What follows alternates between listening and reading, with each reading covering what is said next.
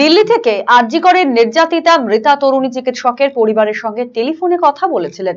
বুধবার দিল্লি থেকে কলকাতা বিমানবন্দরে নেমে সোজা পানিহাটিতে নির্যাতিতা মৃতার বাড়িতে যান রাজ্যপাল সিভি আনন্দ বোস। এদিন রাতে পানিহাটি পৌঁছে আরজি করের নৃশংসভাবে খুন হওয়া ওই তরুণী চিকিৎসকের বাবা মায়ের সাথে দেখা করেন রাজ্যপাল, কথা বলেন তাদের সঙ্গে। মেয়ের মৃত্যুর বিচারের আশ্বাস দেন রাজ্যপাল।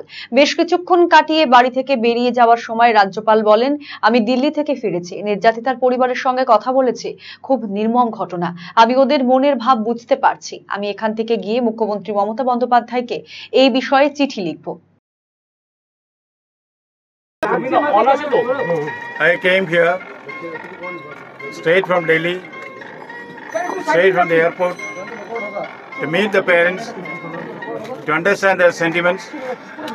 They have told me certain things. I would keep it confidential now, based on what they told me, based on the information which I have from other sources. I will today, as a first step, write a letter and send a sealed cover to the Chief Minister. Rest I'll discuss with you later.